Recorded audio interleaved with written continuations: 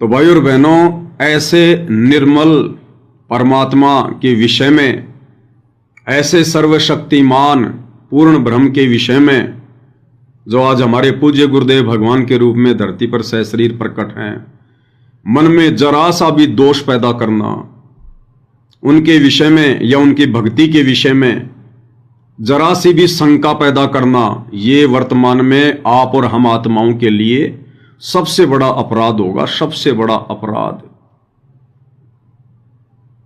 और ये गलती भाई और बहनों 650 साल पहले अर्जुन और सर्जुन ने की थी। अर्जुन और सर्जुन ने, और जब परमात्मा ने उनको नकार दिया उस समय, क्योंकि 64 लाख भक्तों की परमात्मा परीक्षा ले चुके थे, उस गणिका बहन को जो कि उपदेशी हो चुकी थी, उसको हाथी पर बैठा कर और गंगा जल की बोतल गुरुदेव भगवान सतगुरु रामपाल जी ने, इस कबीर भगवान ने अपने हाथ में ले ली और ऐसी लीला कर रहे हैं जैसे कोई शराबी बैठा हो। अपनी बेटी के कंधे पर हाथ रख लिया, गरीबदास जी से एक हाथी किराए पर मंगवा लिया, गरीबदास जी को हाथी का ड्राइवर बना दिया, और बीच में वो गणिका बहन बैठी है, परमात्मा की बेटी बैठी है, और पीछे परमात्मा बैठे हैं गंगा जल की बोतल हाथ में लेकर अपनी बेटी के कंधे पर हाथ रखकर। अब सबसे बड़ी शिक्षा तो भाई और बहनों इस घटना से हमें यह मिलती है कि 650 साल पहले का समय, उस समय गुरुदेव भगवान ने यह तत्व ज्ञान भी नहीं दिया पूरा, किसी को शतनाम भी नहीं दिया परमात्मा ने, प्रथम मंत्र भी पूरा नहीं दिया। फिर भी वो गणिका बहन किस कदर समर्पित हो गई अपने भगवान के ऊपर, अपने गुरु के ऊपर कितना विश्वास कर लिया।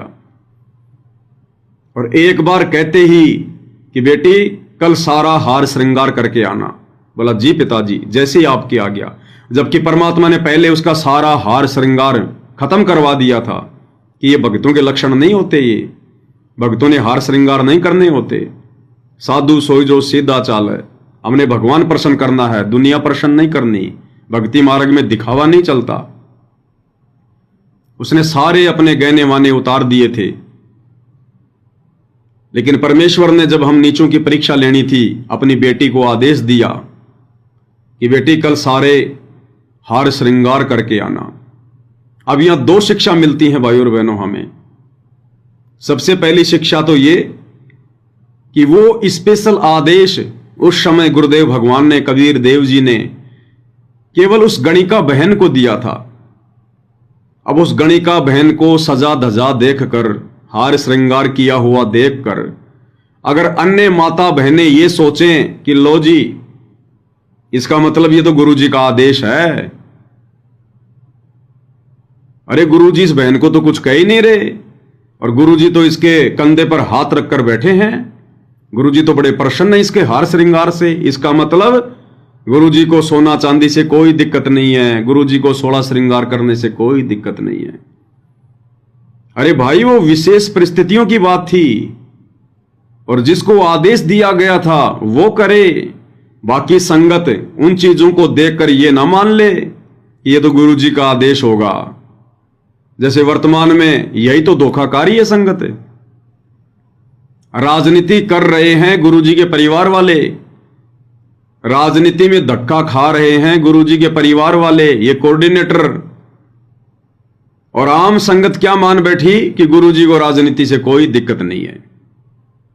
अरे गुरुजी का परिवार कर रहा है ना, गुरुजी से रोजाना बात करते हैं ये लोग, इसका मतलब गुरुजी तो राजनीति से बड़े प्रसन्न हैं। गुरुजी के परिवार ने धनाना गांव में बैडमिंटन का स्टेडियम बना दिया करोड़ों रुपए का।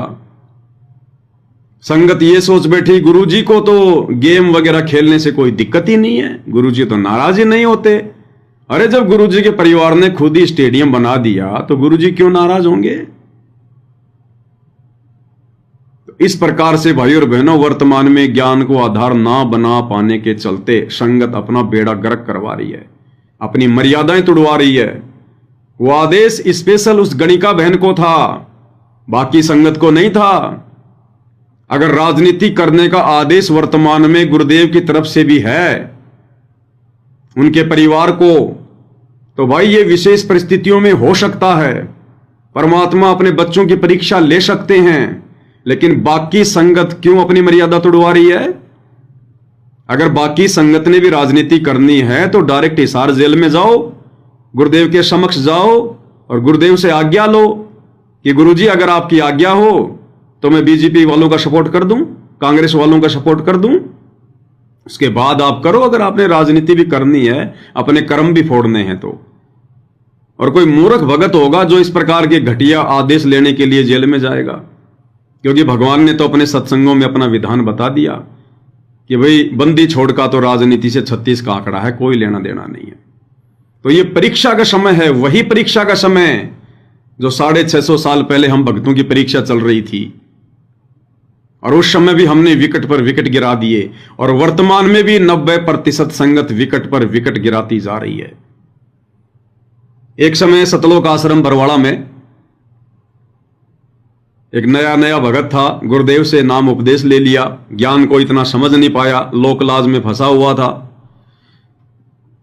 दर्शनों के समय गुरुदेव भगवान से बोला कि गुरुदेव मेरी बेटी की शादी है और गुरुजी मैंने तो सारा काम करना पड़ेगा, मैंने तो गांव वालों को भोजन भी कराना पड़ेगा, पंडित जी भी बुलाना पड़ेगा, मैंने सारे काम करने पड़ेंगे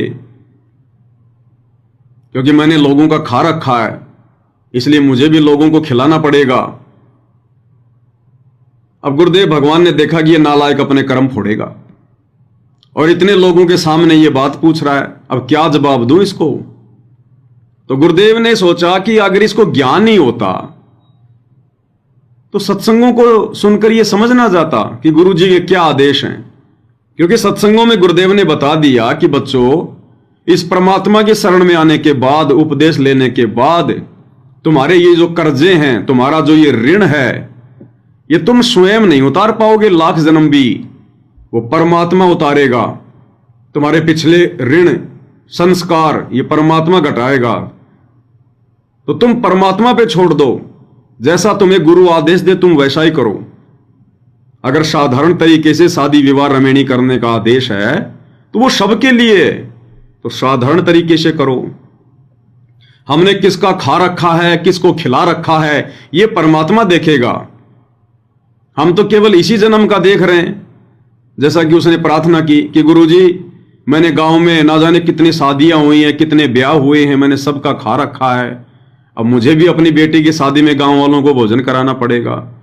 तो उस मंदबुद्धि व्यक्ति ने तो केवल ये देखा इसी जन्म का, और गुरुदेव भगवान दिखा दें असंख्य जन्मों का, तो फिर बता कि अगर गुरुदेव उसको दिखा दें युगों युगों के जन्म, वो अरबों खरबों जन्म जिन जन्मों में तूने लोगों का खा रखा है, और गुरुदेव कह दे बेटा ले, अगर तू ही ऋण उतारने वाला है, अपने संस्कार तू ही घटाने वाला है, तो इस जन्म के क्यों, फिर बेटा ये जन्म जन्मांतरों के जो तूने लोगों के खा रखे हैं ये भी तू ही पूरा कर खिला।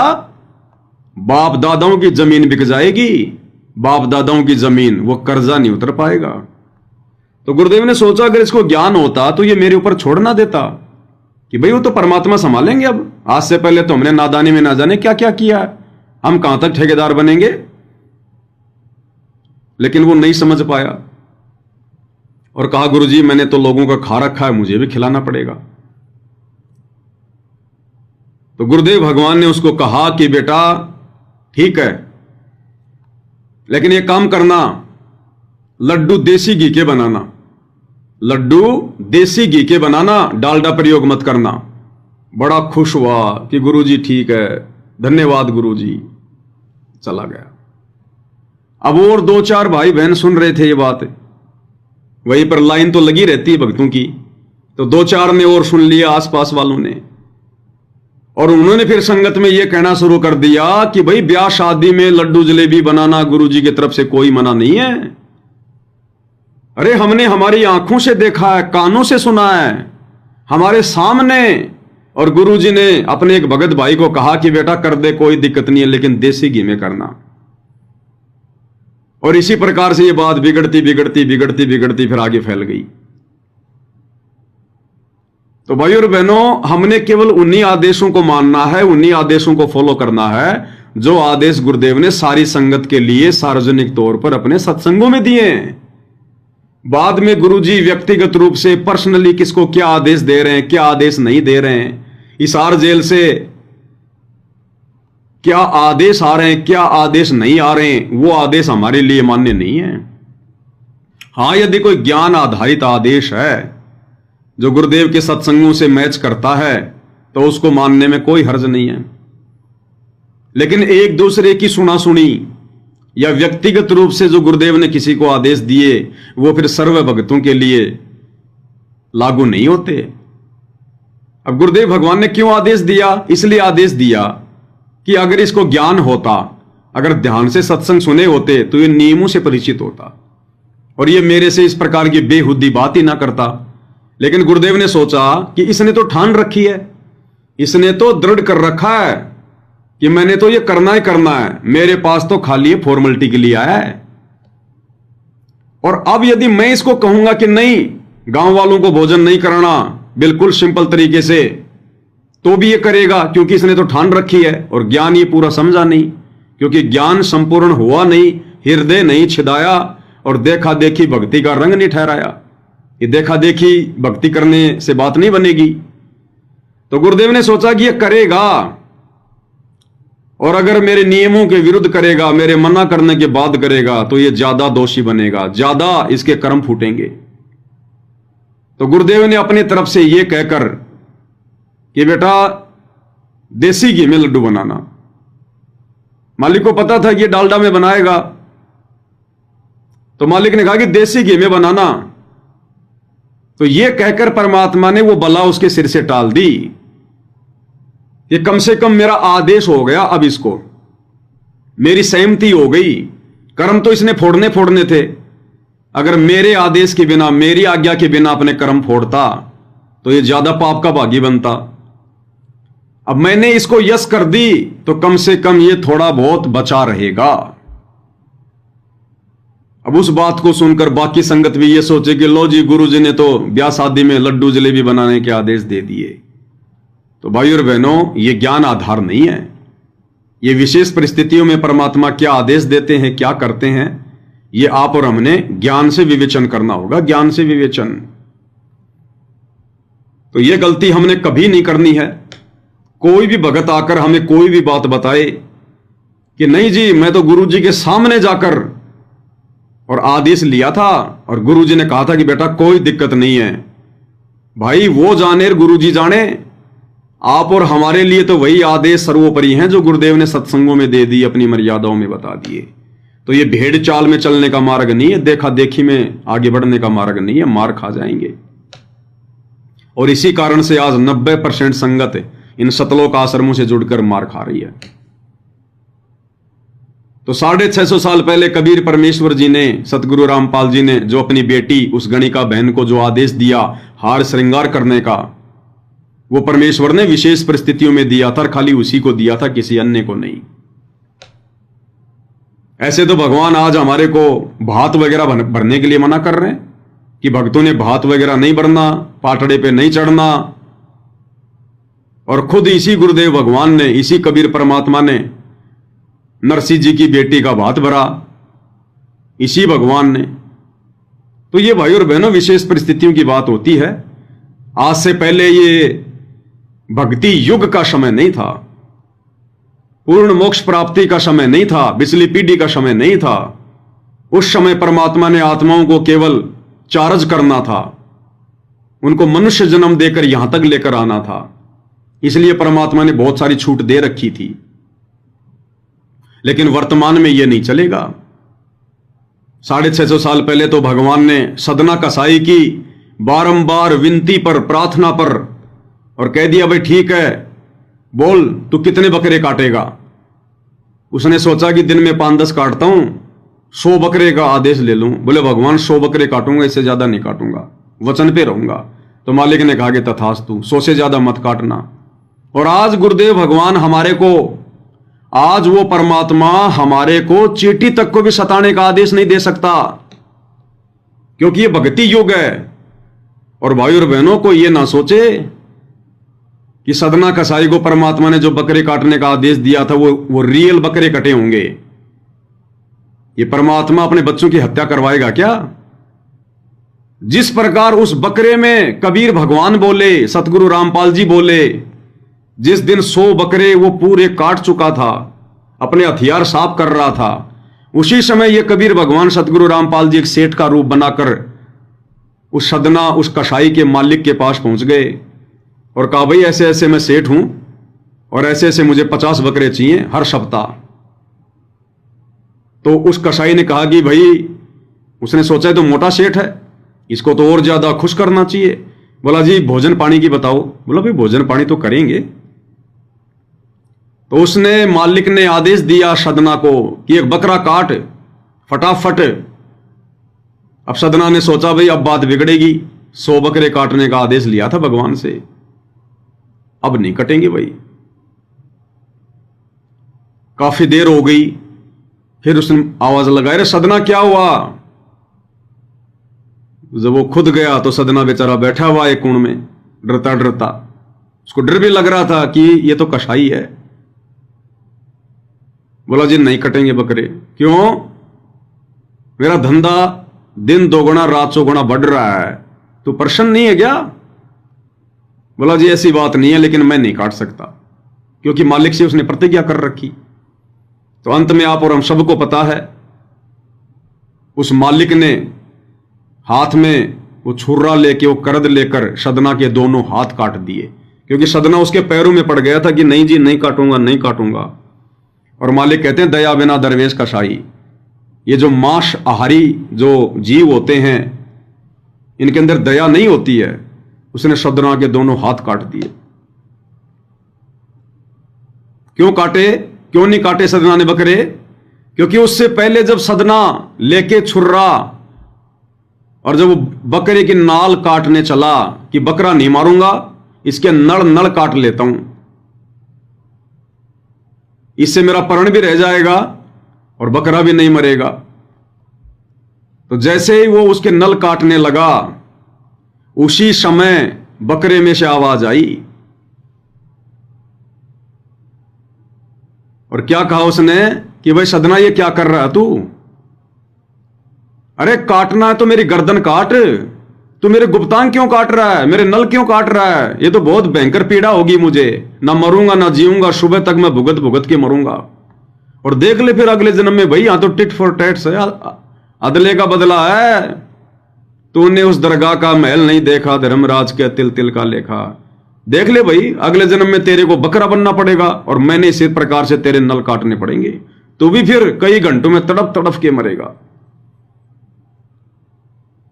वैसे तो वो काट देता, लेकिन बकरा और इंसानी भाषा में बोल रहा है। डर गया, वो छुर्रा हाथ से छूट गया। उसके बाद अपने मालिक से अरदास करने लगा पैरों में पड़ के, तो उसने फिर उसके दोनों हाथ काट दिए। तो कहने का मतलब भाई और बहनों, जितने भी बकरे सतगुरु से आदेश लेने के बाद सदना ने काटे थे, वो ओरिजिनल बकरे नहीं थे, वो रियल बकरे नहीं थे। ये कबीर भगवान को बकरे कटवाता है क्या? जिस प्रकार उस बकरे में कबीर भगवान बोला, उसकी शक्ति बोली, उसी प्रकार जितने भी बकरे उसने काटे थे गुरु से आदेश लेने के बाद, वो सारे के सारे बकरे मायावी थे। मायावी मायावी बकरे, जानवर। अन्यथा कबीर परमात्मा एक सेठ का रूप बना के आया था सदना कसाई के मालिक के पास में और कहा जी भोजन तो करेंगे। तो क्या उसको पता नहीं था कि ये सदना कसाई का मालिक तुझे ये पनीर की सब्जी खिलाएगा या फिर बकरा खिलाएगा? तो मालिक ने हाँ भर दी कि हाँ जी खाएंगे, भोजन तो करेंगे। और उसके सामने आवाज लगाई थी कि एक बकरा काट और बढ़िया सा भोजन बना। तो क्या मालिक को नहीं पता था कि ये बकरा कटवा रहा है, मेरे को बकरा खिलाएगा? फिर भी भगवान चुपचाप। तो क्या हमारे गुरु जी बकरे खाते थे? क्या कबीर जी बकरे खाया करते थे? ये सारा खेल गुरुदेव भगवान का। ये परमात्मा कभी किसी जीव को काटने का, मारने का आदेश नहीं देता। वो सब भाई और बहनों मायावी थे, मायावी। जैसे भगवान ने अब्राहिम सुल्तान के लिए उस जंगल में पूरी मायावी नगरी रच दी और एक खुद एक जिंदा बाबा बन के बैठ गए 3 कुत्ते लेके। फल फ्रूट वगैरह मायावी, क्या उन मायावी फल फ्रूट को खाकर अब्राहिम सुल्तान का पेट नहीं भरा था? भरा था। क्या उन मायावी उस पानी को पीकर घोड़े की प्यास नहीं बुझी? अब्राहिम की प्यास नहीं बुझी? बुझी। इसी प्रकार जितने भी बकरे सदना कशाई ने काटे थे, ज्ञान आधार यह कहता है कि वो सारे के सारे मायावी थे, मायावी। ये भगवान अपने बच्चों का कत्ल करने का आदेश नहीं दे सकता। तो भाई और बहनों, ये तत्व ज्ञान है। हमने दोष नहीं देखना अपने भगवान में। कहीं कोई कल को हमारे को ये बहका दे कि तेरा काहे का तेरा कबीर भगवान है, तू तो कहता कि हमारे गुरुजी जीव हत्या नहीं करते, ना करने का आदेश देते, और तू खुद ही ये सदना कसाई की ये कथा सुना रहा है, तो 650 साल पहले तेरे भगवान ने बकरे काटने का आदेश क्यों दिया? तो फिर हम भाई और बहन हम तो फंस जाएंगे। तो इस प्रकार भाई और बहनों, हर चीज का समाधान है इस तत्व ज्ञान में, हर चीज का समाधान। ये परमेश्वर लीला करने आता है, आप और हमारी तरह सामान्य जीवन जीने नहीं आता।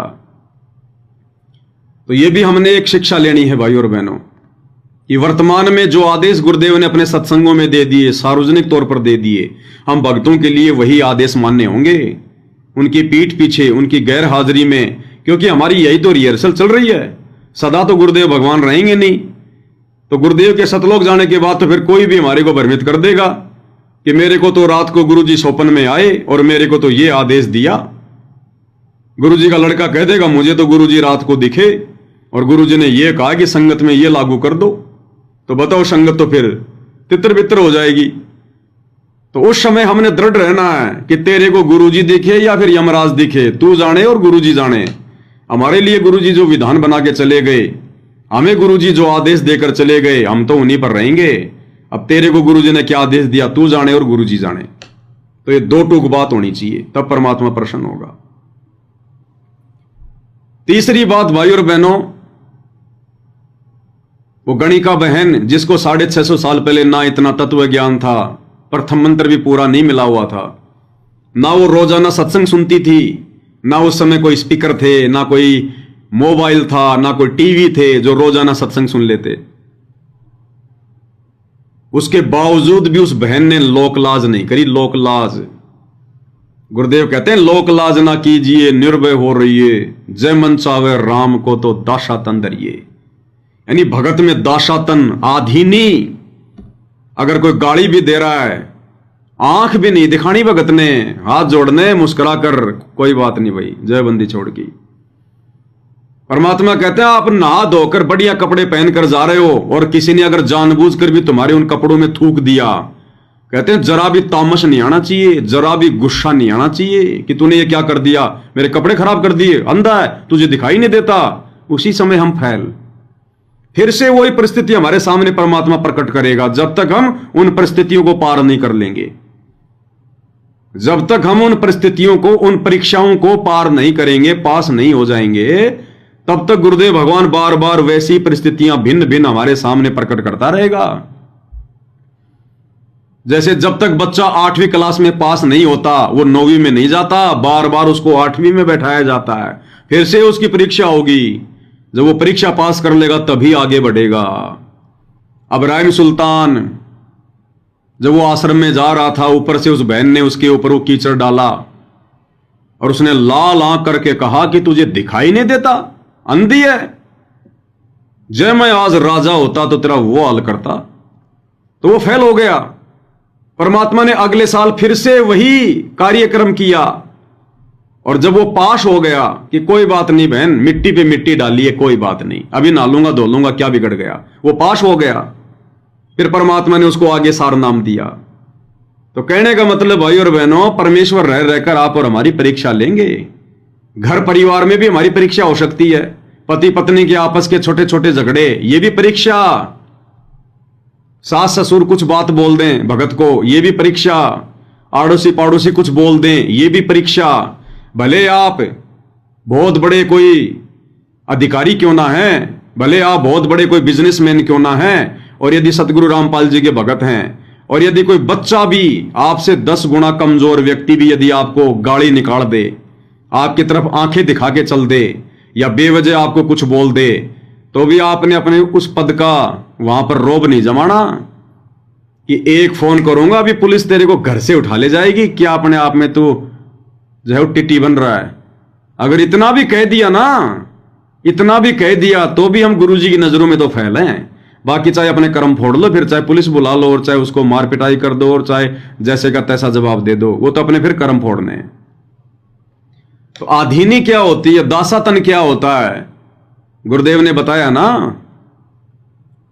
आपने वो पुस्तक पढ़ी होगी, इन भगवान बना शैतान, जो लड़का पहले गुरुद्रोही हो चुका है, वो कृष्ण सुरेंद्र दास ने वीडियो बनाए थे उस पुस्तक के ऊपर। तो क्या जिक्र किया गया, अब वो नादान तो नहीं समझ पाया उस घटना को। तो उसने क्या कहा कि गुरुजी एक समय हरियाणा के एक गांव में सत्संग करने गए हुए थे, और जब वापस आ रहे थे तो गांव के कुछ शरारती तत्वों ने, लड़कों ने, गुरुजी की गाड़ी के आगे, मारुति 800 गाड़ी थी, 2-4 भगत थे, भगती ड्राइवर था, गुरुजी बैठे थे, और उन गांव के लड़कों ने जो गुरुजी को पसंद नहीं करते थे, उन्होंने गाड़ी आगे लाके खड़ी कर दी और सबको नीचे उतारा, गुरुजी को भी नीचे उतारा, और गुरुजी को गालियां निकालने लगे, भला बुरा कहने लगे। गुरुजी को साइड में लेकर गए और गुरुजी से कान पकड़वा कर उठक बैठक निकलवाई, उठक बैठक कि बोल दोबारा इस गांव में नहीं आएगा। तो गुरुदेव ने उठक बैठक निकालते हुए कहा कि भाई ठीक है, दोबारा इस गांव में नहीं आऊंगा, और भक्तों के साथ मारपीट भी करी। अब विचार करो भाई और बहनों, आप और हम तो हैं क्या, कौन से खेत की मूड़ी हैं, 2 कोड़ी के जीव। ये सारी सृष्टि का मालिक, सर्वशक्तिमान, जिसके एक इशारे पर ये चांद, सूरज, नक्षत्र, असंख्य खंड पिंड ब्रह्मांड ये नष्ट हो जाएं और एक इशारे पर वापस वैसे ही बन जाएं। ये परमात्मा चाहे तो यूं हाथ करके सूरज को अपनी उंगलियों में पकड़ ले और वापस वहीं टेक दे। ये वो समर्थ परमेश्वर जिसने राजा बलि की 100वीं यज्ञ को खंड करने के लिए वरदान मांगा, दान मांगा, और 52 रूप से परमेश्वर ने विशाल रूप धारण कर लिया और पूरी पृथ्वी को 2 कदमों में नाप दिया। पूरी पृथ्वी को 2 कदमों में इतना ऊंचा रूप बनाया परमेश्वर ने, इतना ऊंचा। और जब वो शंखासुर नाम का राक्षस वेदों को जब वो डुबोने के लिए चला, तो परमेश्वर ने बरहा रूप धारण कर लिया। सतगुरु रामपाल जी ने, कबीर जी ने, बरहा सूअर का रूप, नीचे देवता इंसान, ऊपर सूअर का मुंह, बरहा रूप। और कहते हैं जब वो रूप परमात्मा ने धारण किया तो पृथ्वी को परमेश्वर ने अपने यहां पर दांतों के ऊपर ले लिया। जैसे सूअर के 2 होते हैं ना दांत यूं आगे, जो ये जंगली सूअर होते हैं उनके 2 होते हैं दांत आगे ऐसे। तो परमात्मा ने पूरी पृथ्वी को, ये जो गोल गोल सा दिखाई देता है, जो ये ग्लोब सा जो हम देखते हैं, इस पूरी पृथ्वी को परमेश्वर ने इतना बड़ा रूप बनाया, पूरी पृथ्वी को अपने उस दांतों के ऊपर रोक दिया। और कहते हैं उस समय जो परमात्मा की लंबाई चौड़ाई थी 45,000 किलोमीटर चौड़ा शरीर और 75,000 किलोमीटर ऊंचा शरीर। तब परमेश्वर ने 3,500-4 हजार किलोमीटर रूपी इस पृथ्वी को अपने यहां पर धारण किया था। और बलि के समय परमात्मा ने 2 कदम में पूरी पृथ्वी को नाप दिया। तो सोचो कितना लंबा चौड़ा रूप बनाया होगा। तो ये वो समर्थ परमात्मा है धरती पर, जो आप और हमारे जैसे एक सामान्य व्यक्ति बनकर हमें ज्ञान समझा रहे हैं, सतलोक की जानकारी दे रहे हैं। और इस समर्थ ने आधीनी की पराकाष्ठा पार कर दी, और सिर्फ इसलिए कि हम कलयुग की पिछली पीढ़ी के भगत, उनके शिष्य कभी भी ऊपर मुंह करके ना चलें। इसलिए भगवान ने उदाहरण पेश किया, अपने कान पकड़कर माफी मांगकर उन 2 कोड़ी के जीवों के आगे। ये परमात्मा हल्की सी फूक भी मार दे तो ये तुम्हारे स्वर्ग लोक और पाताल लोक और तुम्हारे 14 भवन पता नहीं कहां जाके गिरे। ये वो सर्वशक्तिमान भगवान है। भाई और बहनों, दुनिया इनकी महिमा से परिचित नहीं है, इनकी अंश मात्र महिमा से भी केवल आप और हम ही परिचित हैं। इसीलिए उस परमेश्वर की ये महिमा कर रहे हैं, उनके गुणगान कर रहे हैं। जो गुण हैं उस परमात्मा में, हम उन गुणों का बखान कर रहे हैं। आने वाले समय में तो पूरी दुनिया करेगी, पूरी दुनिया, जब ज्ञान हो जाएगा। तो चाहे हम कितने बड़े कोई अधिकारी हैं, यह भी हमारी परीक्षा होगी। भले आप चाहे पुलिस के बहुत बड़े अधिकारी हैं, आईजी डीआईजी हैं आप, और यदि संत रामपाल जी के भगत हैं, और यदि रात चालते किसी व्यक्ति ने आपको कुछ कह दिया, तो आपने आधीनी ही दिखानी पड़ेगी। आधीनी वहां नहीं चलेगी आपकी वो आईजी डीआईजी वाली फीत कि मेरी तो बेइज्जती हो गई, मैं तो इतना बड़ा अधिकारी हूं, सर्वसंपन्न हूं, एक इशारे पर इसको घर से उठवा लूंगा। फिर ये काल भी तुझे एक इशारे पर घर से उठवा लेगा। फिर परमात्मा छोड़ देगा, जा भाई, अभी तो तू अब्राहिम सुल्तान ही है, अभी तेरे अंदर आदीनी नहीं है। गुरुजी मैं तो अधिकारी हूं। किसने कहा था तेरे को तू अधिकारी रहे? किसने कहा? छोड़ दे ये कुबद का गढ़। ये कुबद का गढ़ छोड़ क्यों नहीं देता? अरे भक्ति के लिए तो नित्यानंद जी ने तहसीलदार का वो पद छोड़ दिया। भक्ति के लिए नरसिंह सेठ ने 56 करोड़ की संपत्ति को ठोकर मार दी, सेठ का वो पद छोड़ दिया जिसकी हुंडी चला करती थी। और अब्राहिम सुल्तान ने उस राज्य को ठोकर मार दी जिस राजपाट को देखकर देवताओं का राजा इंद्र भी लज्जित हुआ करता था कि ऐसे ठाट बाट तो मेरे भी नहीं है। और तू एक छोटा सा ये अधिकारी का लेके पद है और तू अपने आप में अहंकारी बना फिर रहा है। भक्ति करनी है, क्या करना तेरे को? भगवान ने खुद नौकरी छोड़ के दिखाई अपनी जेई की। तो ये नहीं चलेगा इस भक्ति मार्ग में। और अब तो फाइनल समय, अब तो कलयुग की बिचली पीढ़ी का समय है। अब ने छोड़ना ये शरीर, अब ने छोड़ना 21 ब्रह्मांड, और हम फूले फिर रहे हैं छोटे से कोई 2-4 स्टार लगा के। फिर ये पार होने के लक्षण नहीं है। आधीनी तो आधीनी, नियम सबके लिए समान, सबके लिए, ये नहीं चलेगा। तो उस गणिका बहन ने हाथी पर बैठने से पहले अपने मन में कोई लोक लाज पैदा नहीं करी कि लोग क्या कहेंगे, लोग क्या सोचेंगे मेरे बारे में। कुछ नहीं सोचा। उसने ये सोचा कि गुरुजी ने मुझे जो आदेश दे दिया है, अगर मैंने इस आदेश की पालना नहीं करी तो मेरा क्या होगा? मेरा तो तीनों लोकों में कहीं ठो ठिकाना नहीं होगा। उसने लोकलाज नहीं करी। लोकलाज ना कीजिए, निर्भय हो रहिए, जय मन चावे राम को दाशा तंदरिए। कुलकर्णी के कारण हंसा गया बिगो। कुलकर्णी यानी भाईचारा, आज इस भाईचारे के कारण दबाव में आकर या ये सोचकर कि अगर मैंने संत रामपाल जी का नाम ले लिया, उनकी भक्ति शुरू कर दी, और भक्ति शुरू करोगे तो फिर नियम भी निभाने पड़ेंगे। फिर हम ये सोचेंगे कि लो जी ये तो होली दिवाली, ये तो कोई भी त्योहार मनाने के लिए मना करते हैं, ये सोना चांदी भी पहनना छोड़ना पड़ेगा, टिक्की टाकी भी सब छोड़नी पड़ेंगी। लोग क्या कहेंगे? ये तो विधवा की तरह रहती है। ये है लोकलाज, आण कान मानना कि लोग क्या कहेंगे। कहते हैं जब तक हम इसको समाप्त नहीं करेंगे, और यह समाप्त होगी गुरुदेव का ज्ञान सुनकर समझकर। लोग क्या कहेंगे? आज तो चलो लोगों की लोकलाज में आके हार श्रृंगार भी करो, सोना चांदी भी पहनो, क्योंकि मनुष्य जन्म है। और कल को फिर भक्ति बनेगी नहीं। फिर कल को उसी गांव में कुतिया बन के आएगी, वो कुतिया, गधी, सुअरी, और पूरे गांव वालों के सामने पूंछ उठा के नंगी होके घूमेगी। तब उसकी इज्जत कहां गई? वो कौन से गांव वाले उसको जींस पहनाएंगे उस कुतिया को? फिर कौन सा आदमी उसको घाघरा पहनाएगा कि तू नंगी होके घूम रही है? तेरी इज्जत का क्या होगा? तो हमने चिंता करनी है अपने गुरुदेव के वचन की कि हमारे गुरुजी नाराज ना हो जाएं। ये मनुष्य जन्म भक्ति के लिए मिलता है, गुरु वचन निभाने के लिए मिलता है, यहां से अपना पीछा छुड़वाने के लिए मिलता है। तो गणिका बहन ने कोई लोक लाज नहीं करी।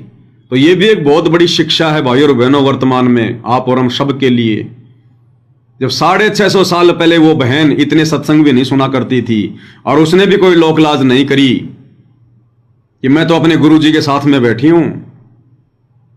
अपने गुरु के मैं संग संग होली, अपने गुरु के मैं संग संग होली, सखीरी मोहे तनिक न आई लाज, आज गुरु दरस दिखाए री।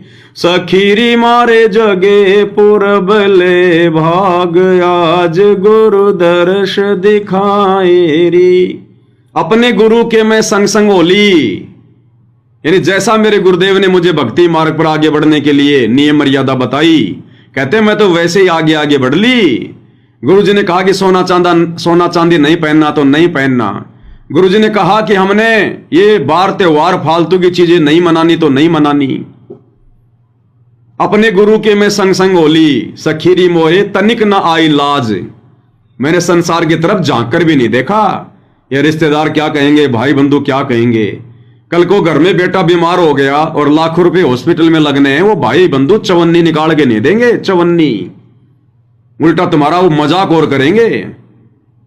यहां भाई बंधु किसी के नहीं है, असंग जन्म हो गए भाई बंधु के चक्कर में पड़ते पड़ते हमारे को। तो लोक लाज उस गणिका बहन ने नहीं करी, जबकि वर्तमान कलयुग की पिछली पीढ़ी में तो गुरुजी ने ज्ञान का खजाना खोल के रख दिया। दिन रात सत्संग सुनने के लिए internet, mobile, TV, speaker, memory card, पता नहीं क्या क्या दे दिया। आप और हमने तो इस लोकलाज को जड़ से समाप्त करना, जड़ से। हमने दो कोड़ी के जीवों की परवाह नहीं करनी, वो चाहे रिश्तेदार हो, चाहे परिवार में हो, चाहे समाज में हो। हमने परवाह करनी है अपने गुरुदेव भगवान की, उनके वचन की, कि जिन बातन से गुरु दुख पावे तिन बातों को दूर भगावे। जिन कर्मों से हमारे गुरु जी दुखी हो, नाराज हो, उनके निकट भी नहीं जाएंगे हम, निकट भी। हमने मोक्ष करवाना है, आत्म कल्याण करवाना हमने।